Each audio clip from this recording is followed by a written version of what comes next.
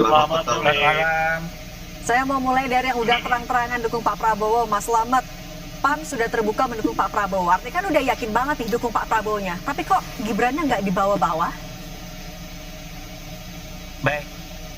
Jadi Halo, selamat malam. Kembali lagi dengan saya, Joro Joni Rombe. Ya, kali ini kita mau mengulas mengenai partai-partai sudah mulai memasang atau menempatkan diri bargaining position,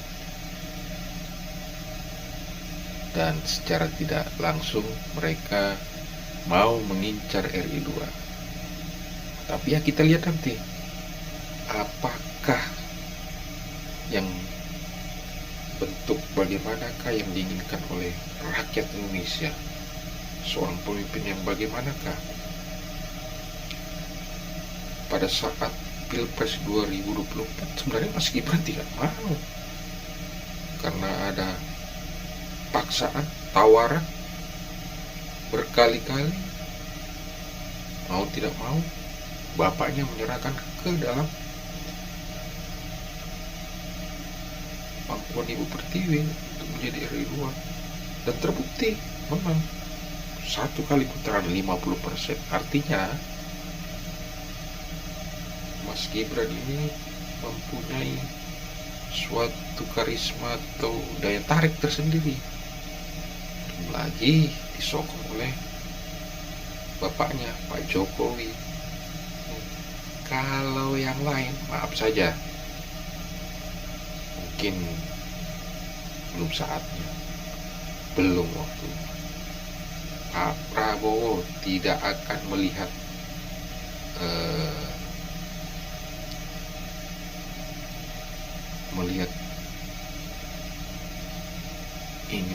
ini dari partai ini, dari partai ini. Dia melihat data, kira-kira wapres siapa yang bisa mendampinginya, wapres siapa yang bisa menaikkan elektoral dan tingkat kepercayaan masyarakat kepada Pak Prabowo. Iya, kita lihat aja nanti. sebetulnya Partai PAN dari awal sudah menyatakan dan konsisten.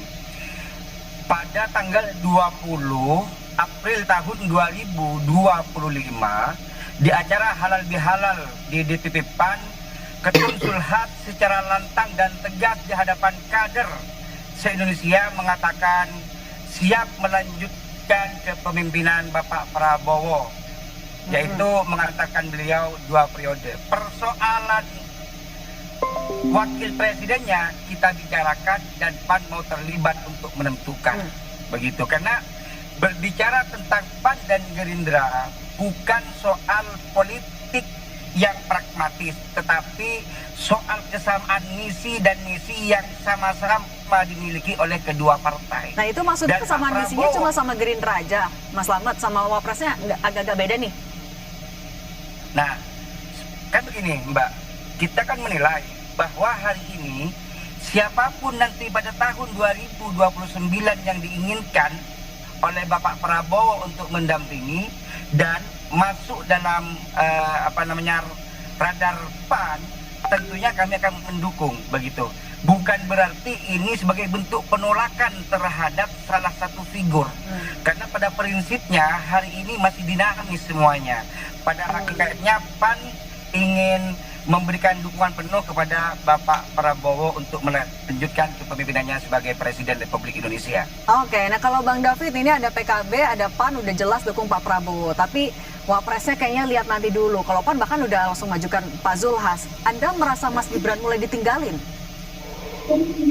Ya sebenarnya ini kan wajar-wajar aja lah. Namanya kan semua Sah-sah lagi saja. tes the water ya, tes ombak semua nih. Oh, Jadi gitu. Terus? dan itu sah-sah saja. Pak Zulhas punya partai, Caimin punya partai ya, Mas Gibran nggak punya partai. Nah tetapi kan nanti pasti Pak Prabowo akan main kalkulasi politik ya, intelijensia politiknya, kemudian hitungan-hitungan misalnya Satu, Bang David? kalkulasi popularitas. Jadi kalkulasi-kalkulasi itu pada akhirnya mendekat-dekat nanti pada hari H itu akan semua bermain. Jadi kalau misalnya masih 3 tahun ini nggak masalah, semua orang bisa berbicara untuk itu. Makanya ketika dari relawan-relawan kami, relawan Pak Jokowi juga mengatakan kita masih menginginkan merekomendasi paket ini tetap jalan Prabowo Gibran, itu kan juga sah-sah saja sebenarnya. Toh pada akhirnya semuanya akan bermain di kalkulasi, hitungan-hitungan kuantifikasi politik itu akan bermain ya. Anda yakin Jadi Mas Gibran masih peluang- masuk kalkulasi Pak Prabowo di 2029 berarti?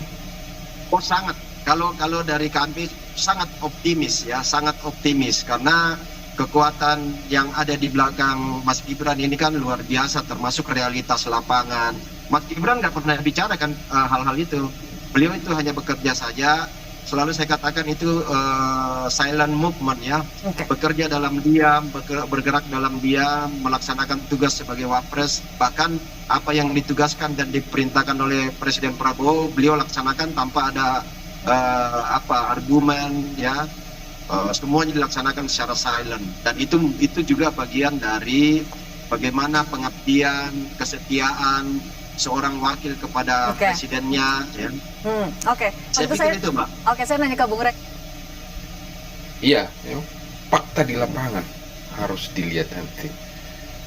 Dan kalau kita flashback ke belakang 2024, apakah Mas Gibran berambisi? Tidak. Banyak calon wapres pada saat itu, mulai dari Ketua Golkar, Ketua PAN, Erick Thohir, Ibu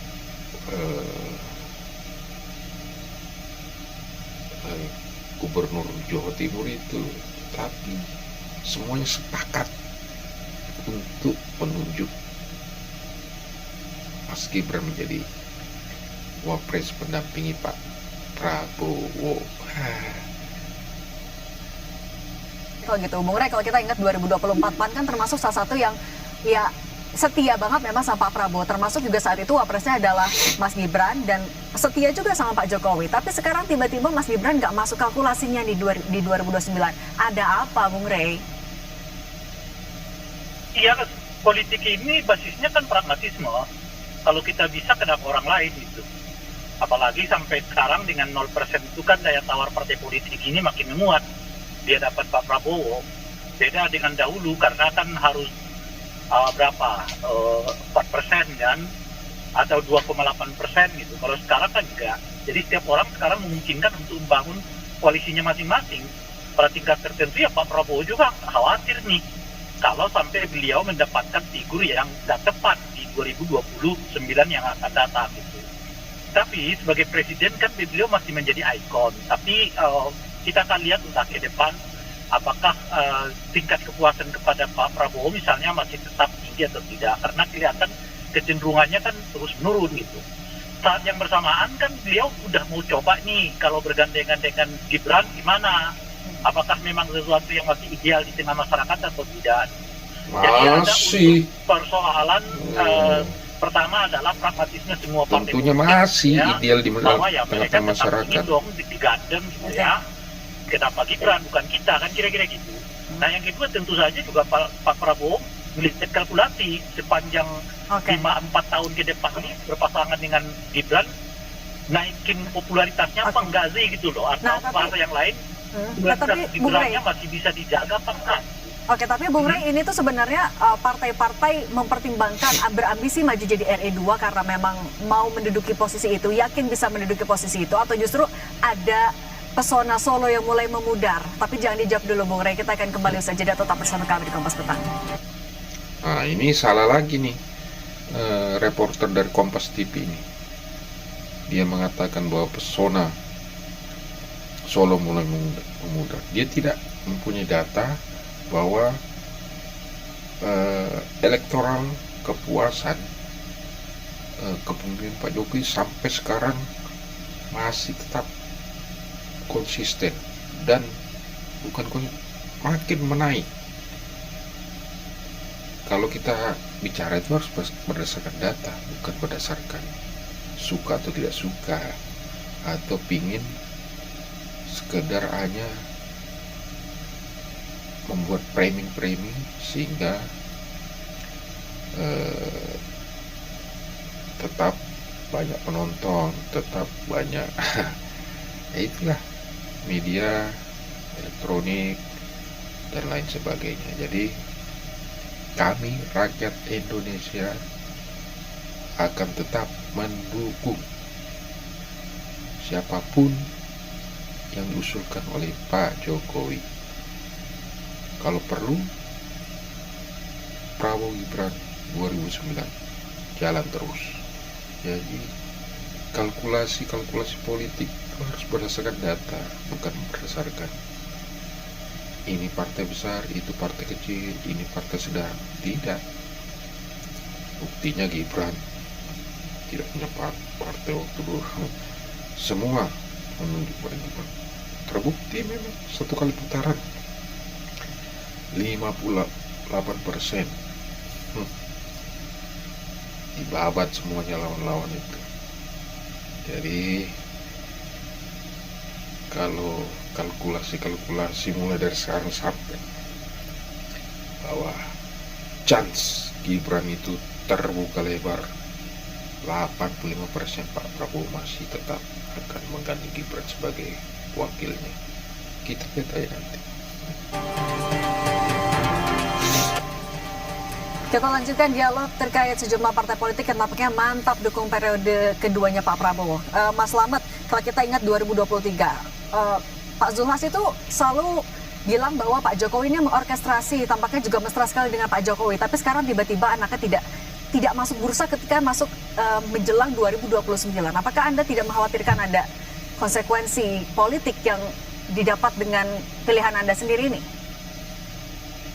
Ini kan perlu dipahami Mbak, bahwa hari ini PAN bukan berarti menutup pintu ataupun penolakan terhadap salah satu figur termasuk kepada Mas Gibran. Semuanya mesti terbuka. Dan memang sebetulnya PAN sekarang masih konsisten untuk mengawal program-program besar Bapak Prabowo agar terlaksana. Kenapa? Karena ini akan menjadi salah satu modal nantinya di tahun 2029. Bukan berarti hari ini pas Mas Gibran tidak masuk radar di PAN, bukan berarti kita tidak menerima ataupun menolak kepada Mas Gibran. Cuman yang pertama yang perlu digarisbawahi, PAN tetap konsisten mendukung dan setia bersama Bapak Prabowo. Ini alasan Persoalan mengapa Wapres. PAN hanya mengajukan Pak Zulhas hanya sampai RI 2, tidak langsung RI 1 saja melawan Pak Prabowo, kan ambang batas sudah dihilangkan? Tidak. Persoalan kader mengusulkan Bapak Zulhas sebagai Wapres itu kan bagian dari dinamika dan aspirasi dari kader di bawah. Karena melihat kontribusi pemikiran dan kinerja Pak Zulhas sebagai Menko Pangan di era Bapak Prabowo ini bukan hanya sebatas Menko Pangan, tetapi beliau betul-betul bekerja untuk rakyat. Sehingga aspirasi ini dijadikan sebagai tolak ukur untuk mengusulkan mungkin figur beliau. Tetapi ini kan bukan kita paten mengusulkan Bapak Zulhas untuk menjadi Wapres. Tidak. Ini akan dibahas di internal partai. Tentunya ini masih panjang. Oke, masih Kenapa panjang. hari ini kita lebih awal mengedepankan tentang siapa akan diusung sebagai presiden? Karena hubungan antara Prabowo dengan Zulhas ini bukan hubungan instan, juga bukan hubungan pragmatis politik, tetapi Oke, ini adalah hubungan yang lama terjalin ya Mas Slamet. Oke. Nah, Bang David, ini juga ngomongin soal hubungan yang lama. Oke, PAN tidak hanya dekat dengan Pak Prabowo saja, tapi kan juga ada PAN, ada Golkar juga sebenarnya dekat juga dengan Pak Jokowi, berkali-kali mendukung juga dari Pak Jokowi. Tapi ketika sekarang pilihan politiknya tampaknya mulai berubah, bagaimana Anda menanggapi ini?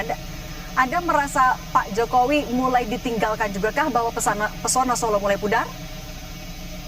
Sebenarnya bukan soal memudar apa enggak, tetapi kan pertama Pak Jokowi bukan lagi presiden kan, bukan lagi presiden, dan memang magnetnya sekarang ada di Pak Prabowo sebagai presiden yang akan menjadi incumbent untuk kontestasi 2029.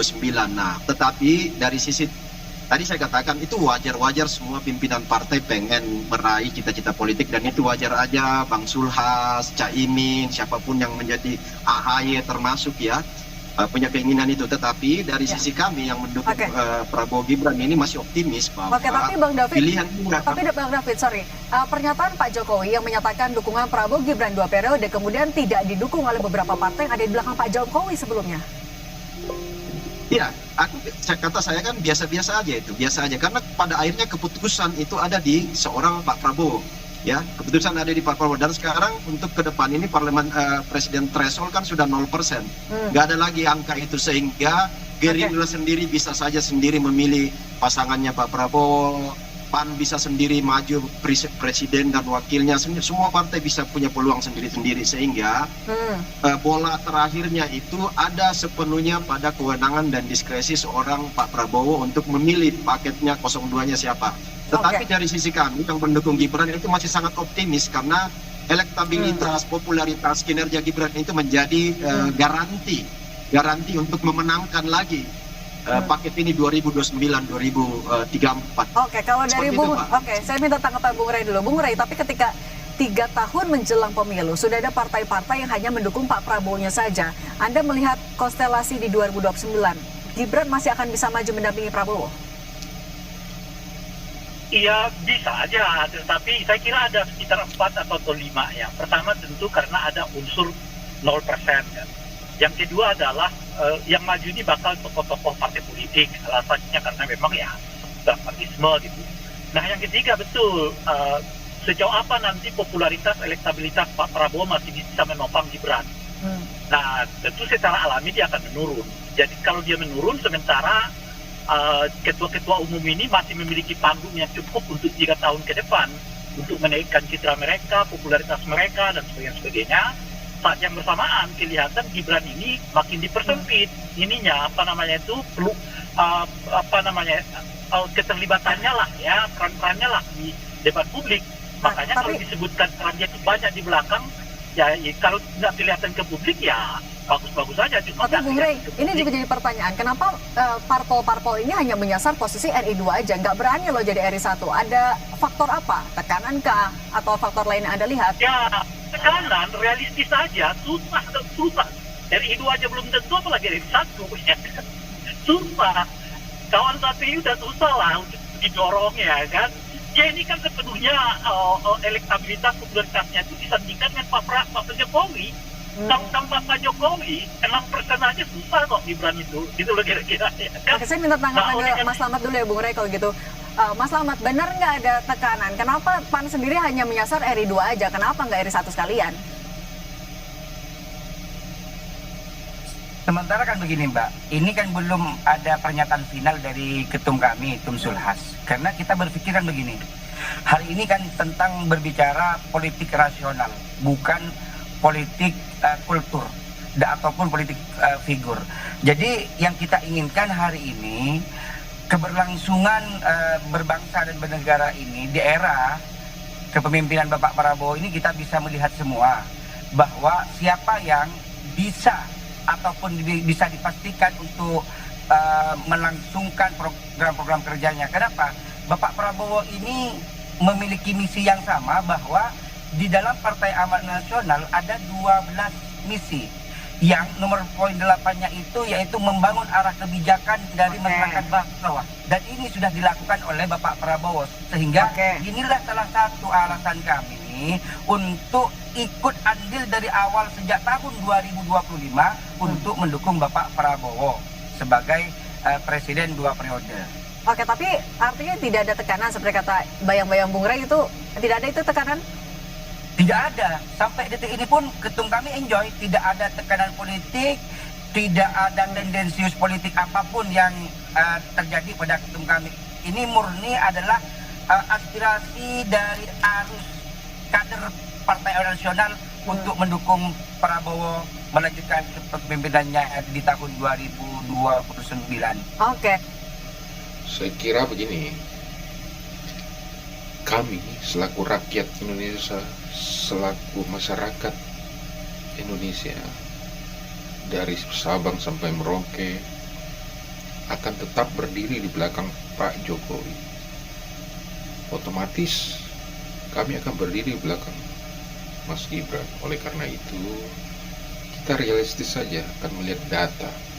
Apakah Mas Gibran ini popularitasnya bertambah naik atau turun? Yang pasti, yang jelas, setiap kunjungan kenegaraan Mas Wapres itu antusias masyarakat luar biasa. Itu salah satu indikator. Yang kedua, bahwa banyak masyarakat yang masih cinta kepada Pak Jokowi. Artinya apa? Kalau masyarakat masih cinta oleh kepemimpinan Pak Jokowi, masyarakat masih menginginkan sosok Pak Jokowi. Sosok itu siapa? Mas Gibran. Jadi, mari kita tunggu tanggal mainnya 2029. Jangan menebar asumsi hoax sekiranya dapat mendiskreditkan diri sendiri. Kira-kira begitu. Ya, pemilu masih 3 tahun lagi ya, semua bisa terjadi. Mas Slamet Haryadi, Bung David Pajung, Bung Ray Rangkuti, terima kasih sudah berbagi bersama kami. Saya selalu. Sama-sama. Kasih. Kami masih akan kembali